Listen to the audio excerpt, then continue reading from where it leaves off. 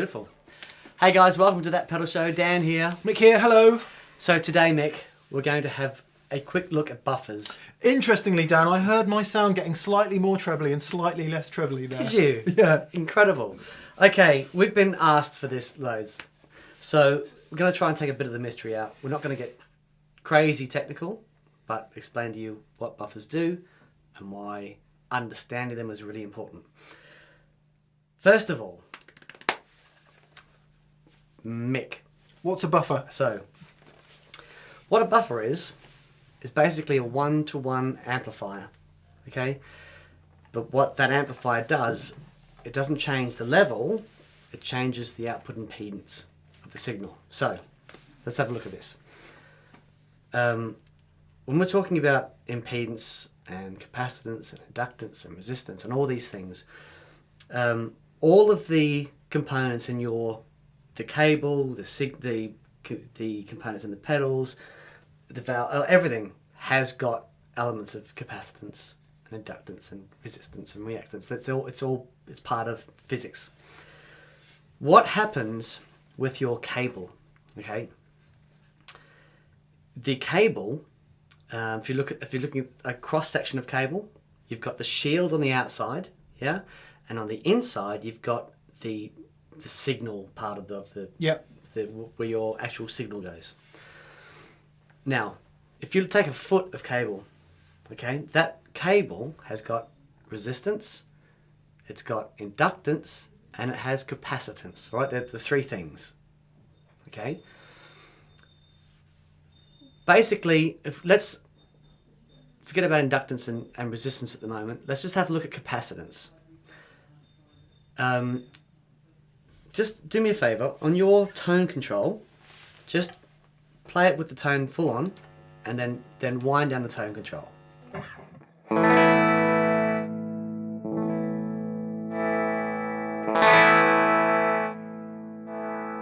Okay, so what is enabling you to take all that top end and basically dump that to ground is a capacitor that is in the tone control. So a capacitor is basically, it's a high pass filter. I'm going to tell a little story here. You sent me the capacitor for that. Oh, did I? About 10 years ago. Did I? Yeah, because I phoned you up before Dan and I really knew each other very well. Phoned him up and I said, how can I make my tone control work a bit different in my guitar? And he went, I'm going to send you something. And through the post came a orange... Little orange drop thing. Yeah, like quite a big... Yeah. 022 or something like that. And he said, try this. And it's still in there. Fantastic. So there we are. Ah, brilliant. Okay, so the capacitor does a number of things. In its basic form, it stores electrical charge. And it's a high pass filter. All right. Now, depending on how you use the capacitor in the circuit, it can do a whole bunch of different jobs. In your tone circuit, what's happening is the volume control, the potentiometer, which is a variable resistor, what's happening there is it's varying the amount of resistance for that capacitor to go to ground. All right, so basically, the less resistance it has, the more, because it's a high pass filter. It allows frequency from a lower fundamental frequency above that. Anything above that is going to go pass through. So as we have this resistor in between the capacitor and ground, the less resistance I have, the more of that top end frequency goes through to ground. So basically, when you dial back your tone control, you're allowing more of that frequency through, so that the sound gets duller. Yeah, it's interesting because you normally think, oh, it's letting more high through. It's actually sending more high to ground, isn't it? It's exactly right. That's exactly right. So that is how the tone control is basically taking the top end and making it duller. Yeah, it's not adding anything. What's it actually doing is it's getting rid of resistance for that capacitor and letting that signal flow through to ground. Now the capacitor in the cable works in exactly the same way, okay? Just at a much lower value, picofarads we're talking. So take a foot of cable, and that might have say 20 picofarads of capacitance, that is just because of the way that the cable works. If you look at the shield that you have around the outside of the cable, yeah, and the center where your signal is, the relationship between that center core and the outside shield is where the capacitance is happening. Yeah. Okay? The bigger the distance between that center core and the outside of the shield, the less capacitance Okay, that makes some the sense. cable's going to have. Because if you get into buying high-end cables, quite often they will quote the capacitance per foot, won't they? Exactly. Or meter. Exactly. So what happens is, let's say I've got 20 picofarad of capacitance in a foot of cable. If I double that to 2 feet, I have 40 pic. Exactly. So every time I double the length of cable, I'm doubling the capacitance. Okay. So there's a natural relationship with cable, with how much top end it basically lets through the ground. The more cable that we have, the duller the guitar will sound, because it's letting more top end through the ground. Now, wouldn't it be great if we had something to demonstrate that? So let's demonstrate that. So, first of all, we have this guitar. So we've got the passive single coil pickups, and I'm guessing the output impedance on those is going to be around 7K. Yeah, six and a bit for these, right, and just about 9 for that one. Okay, right. So now that's actually a measure of resistance, which is not the same as the impedance. Impedance is a measure of resistance and reactance, which is, but basically it gives us an idea of how much of the relationship between pickups and the cable. Okay, so the way it works is, the lower the impedance, the more it drives the capacitance in the cable, which is why you might have a humbucker that's really high output, but it might be 20K, and it actually sounds quite dark. Whereas you can have the gold foil pickups that have like such a low resistance, and they can sound quite weedy, but the top end is so bright. Yeah. And they actually they're driving the capacitance of the cable. So what we're going to do, we've got the guitar cable plugging into this little quartermaster. I've got 30 foot of cable coiled up here. So the signal is going from the guitar. Yeah, so we've got 20 foot on the guitar. 20 foot on the guitar, going into 30 foot in the separate loop. And then out of that, I'm going into 5 true bypass pedals.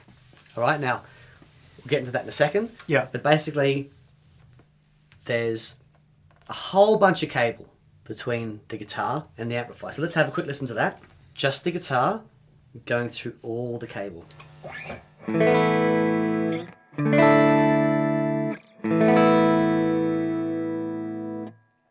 So now what we're going to do is we're going to put a buffer so after the 20 foot of cable, before the 30 foot and all the true bypass pedals. So I'm just going to kick that in and have a listen to the difference. So I'll kick it in after the first strum.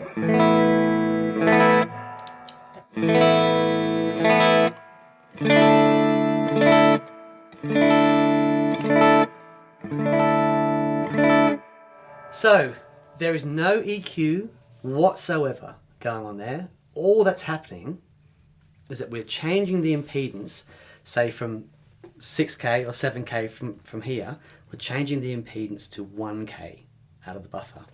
So that the capacitance of the cable all of a sudden doesn't matter. Yeah. That the buffer is driving that capacitance. So we hear all the top end. If we did that with a much shorter cable, so we didn't, it would basically, if we had a foot of cable from the guitar to the buffer, we could have all the cable we like, but it would sound like you've got that much cable between the guitar and the amplifier. I just want to try one thing, because when we were setting up, one thing that really struck me is so if you stick the buffer on a minute, I'm just going to put it on the neck pickup. Yep.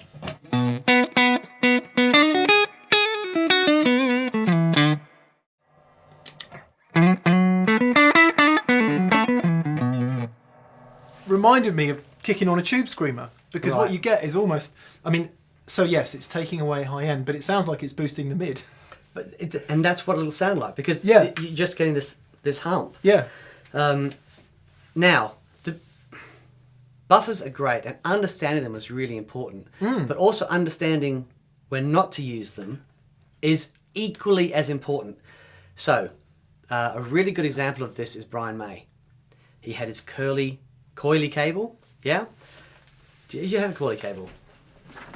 Right, very good. So, traditionally... Mick is wearing the 2016 JHS coily cable. Very good. Now, the coily cable has a lot higher capacitance than a standard cable, and it has to do with the coils. Yeah. But if you've got a really bright guitar, so imagine, he's got his the guitar that him and his dad made with those single coils, and going into an AC30 with a treble booster. I mean, how much top end do you think that has got? But in actual fact, he tames that top end with his cable. Yeah. So, Albert Collins, he had a 120-foot guitar cable. And he's still got that much blooming treble. Yeah, Goodness me. Exactly. So, now the thing is, let's do this again, because I want to show you something.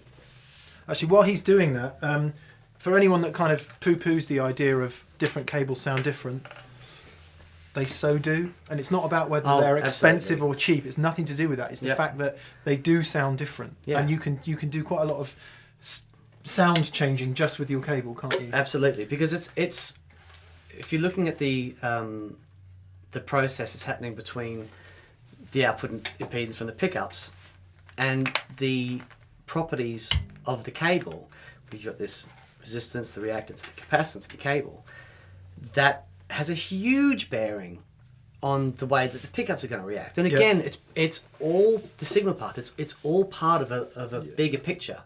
You change one thing, and it has knock-on effects further down the line. Okay, so now we did that before with single coils. Now we're going to do it with humbuckers, and you'll actually see the difference is huge with humbuckers. Because the output impedance on a humbucker is generally higher. Right. So it's more affected. So it's more affected. Because you would think that single coils were affected more, wouldn't you? But in actual fact, what you're saying is that humbuckers... The single coils that will actually drive the capacitance easier. So again, let's... And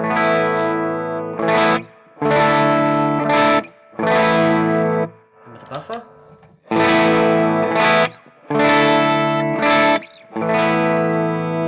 And it's exactly like just turning the tone control off on your guitar. It's exactly what we're doing. So, now that's not necessarily a good or a bad sound. Yeah. It is what it is. A lot of guys really like the warm, long cable, lots of capacitor sound. It can be great.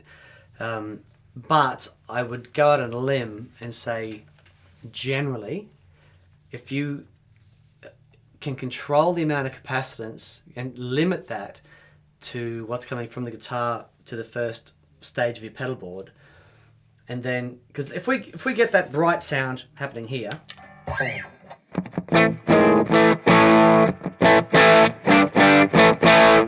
probably now set up the amp a little bit. Yeah, you turn a bit the treble exactly, down. you turn the treble down, and that gives you more scope. Well, it explains what I was doing for years, which was running loads and loads of cable through a load of pedals, and then wondering why it sounded dull. Loads and loads of treble on the amp, and using like really high efficiency amps and high efficiency speakers and all those things, and pretty crap pickups actually, to be truthful. And then all of a sudden you buy yourself a decent guitar and some nice pedals and start sorting the thing out, and it just sounds like really loud and harsh and. Yep. So so it's a system, isn't it? That's the point. It absolutely is, and it's understanding this, and you don't have to get too technical to understand. Yeah, you don't need to be technical buffers. to hear that. Not at all. Yeah, Not at all. So now let's have a look at these pedals. Okay, what we've got is 5 true bypass pedals. What does that mean? Yeah. True bypass means that when it's turned off, that the the circuit of the pedal is completely bypassed, is hard bypassed out of the signal chain, and there's like a mechanical switch that your signal's now routed away from the circuit and then straight through. Yeah. Okay. But there's a lot of the older pedals that had buffers in them. Yeah, so they were non-true bypass pedals. True bypass only refers to the state of the pedal when it's off. When it's off, yeah. Okay. Famous one being Tube Screamer. Most Boss pedals tend to non-true be bypass. non-true bypass. That's right. Yeah. They have buffers in them. Now, Yeah. there are buffers and there are buffers. There are really good buffers and there are buffers that are questionable. But now, what's really important to remember with buffers is a buffer is still an amplifier, and it has a signal to noise ratio. If you can imagine that you've got with your cable going straight to the amplifier, just imagine for a second that is your perfect sound, okay? And you've got all your transients and your peak response and everything, and that's exactly what you're after from the cable directly into the amplifier. A really good buffer will retain all of that. Right. Okay? It will retain the way that the guitar feels, so you should be able to put a buffer there and then put 120 foot of cable into the amplifier and retain all that stuff that you like. Yeah. Yeah? And some buffers are really good at that, some buffers are less good at that. But the other really important thing with buffers to know is that there's a signal to noise ratio, and when you stack them, if you've got half a dozen non-true bypass pedals in a row, yes, you're not going to have capacitance problems, but you have other problems that start to sneak in. Yeah, so because you're still stacking amplifier into amplifier into amplifier. Yeah. So that is going to have an effect. So here we have 5 true bypass pedals. Okay. But if I turn on any one of them, so let's have a look at the... I was going to go back to the Strat set because Yep. I understand it better.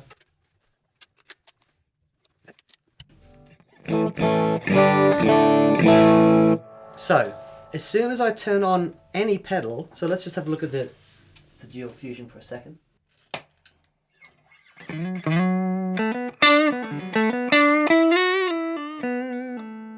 I'll turn that off now. Play again. So we're back to that unbuffered, very mellow sound. But as soon as I turn this on, can you feel that the top end is back? Yeah. So basically... But that's not just because the pedal is more trebly. No, it's not just because the pedal's more trebly. Because Yeah. I can actually turn the tone down. Yeah. And I mean, yes, that will obviously get rid of a lot of the treble. But when we turn on the pedal, the output impedance is lowered. Yeah, I can tell it's not an EQ thing. Yep. I can tell it's something else. It's like a sizzly high end and something that you don't get from turning the treble up. That's right. Yeah. So what I'll do, just if you play for us. So now if I put the buffer on in front.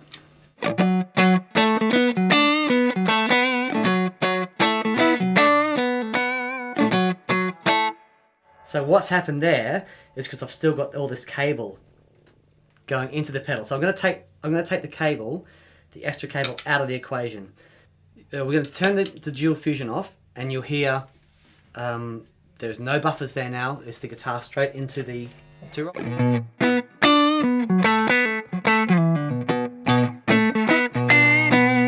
Now if I turn the dual fusion on,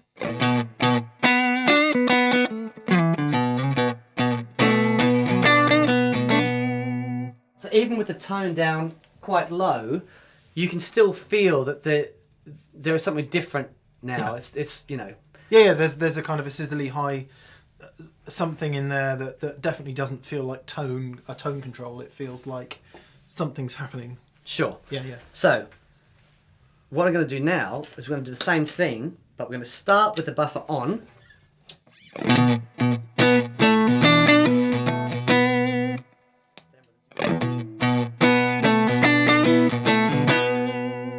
Yeah, the feel, it's the pedal's a little bit quieter in the amp, but nothing like the difference that we had to begin with. Right, so this is what a buffer is really good for. If you have a buffer at the start of your board, it helps maintain all the signal going through the pedals so that whether I have the dual fusion turned on, or whether I have the RC booster turned on, or the delay turned on, it's basically receiving the same signal. Yeah. There are different places where you can put your buffer.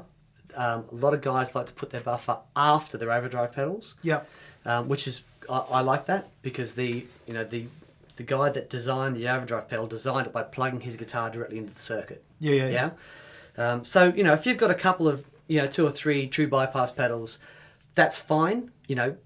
If you get a buffer and try it before or after. So when you say get a buffer, do you mean, you don't mean a buffer that's built into a pedal? You mean a separate unit? Yeah. Yeah. So okay, if you have a non-true bypass pedal, which means that when it's off, it's a buffer, and it sounds good. Like for example, a Klon or the Pete Cornish pedals. Pete Cornish buffer is just awesome. That's a great thing to put at the start or after your overdrive pedals, because that will do the job of the buffer. Or you can buy buffers. Yeah. We make a little buffer and you can put that on your pedal board. If you've just got a really simple board and you want to put a buffer on there just to get rid of any cable nonsense, then you can work out the best place to put it on your board. So that's what a buffer does. It's taking that capacitance and it's driving it so that it becomes less of an issue. And to put that into layman's terms, a buffer gives you all the sparkly high stuff back. Gives you all the sparkly high, exactly. Yeah, if you want it. Exactly. Because if you've got, let's mention Jimmy for a second. Mm-hmm. If you've got a maple board Strat with pretty bad pickups, covered in thick poly lacquer, lacquered fingerboard, that is a bright sounding guitar that's got a lot of kind of about it. And if that doesn't sound good into your plexi, introduce 100 foot of cable. Definitely. And all of a sudden, it's almost like you don't get a mid boost, but it's almost like you get a mid boost. Yeah, it's because if you look at the capacitance, the way it shelves the top end is really specific. Right. It's not like if you got like an active tone control and you take the treble down, the whole thing comes down really nicely. Yeah. But the capacitor just goes and just off. Gone. But you can still get all the mid range. Yeah. So yeah. So some practical advice. If you've got a muddy sounding Les Paul, you've got it into an amp, you've got loads of gain going, and it just sounds muddy and it's not cutting through, think about a buffer. Exactly. Somewhere. Yeah. If you've got a maple board Strat and it just sounds like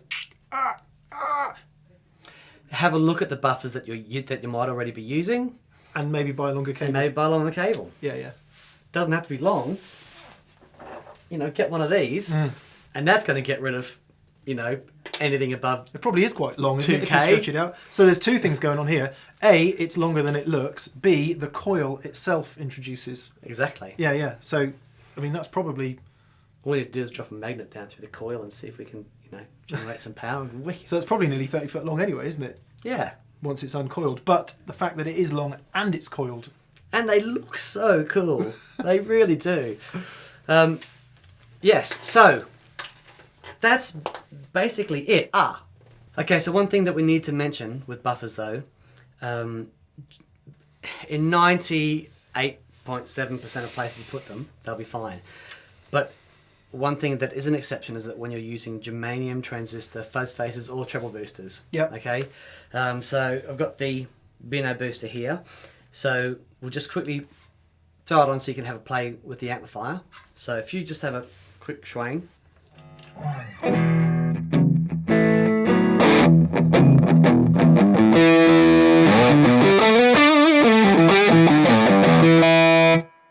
Just, if anyone wonders why anyone might use a treble booster because it's just a weird word, how good does that sound? Nice. Nice. Now I'm going to put a buffer in front of it. Oh, goody.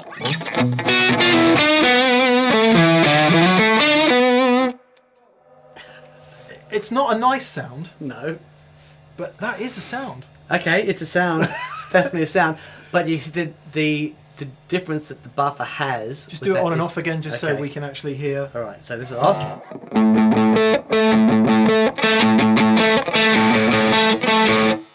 Just going to do that on the treble strings a minute. Okay.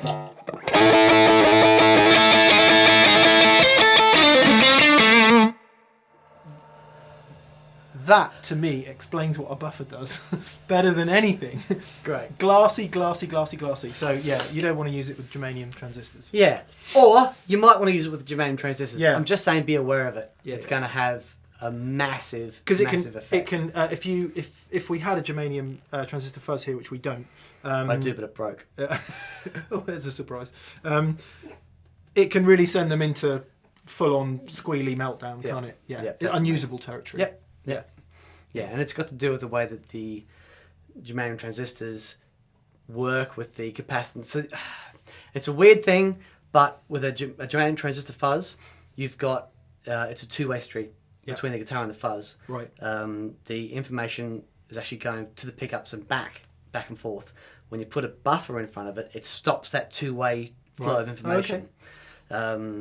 And for most things, that's absolutely fine. But Comments below. Yeah, but for the germanium transistor fuzz, that relationship is really, really important. So there you go. I hope that was helpful.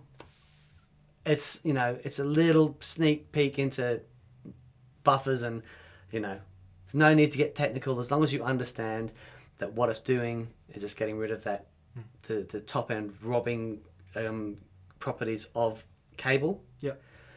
And then, if you want a brighter, glassier tone, think about a buffer. If you want less brightness and glassy, think about the buffers you're using and use longer cables. I think that's what we said, wasn't it? Yeah. Very much. Yeah. Yeah. But in terms of an overall tone shaper, every bit as important as everything else in your whole world, isn't it? Definitely. There we go. There we go.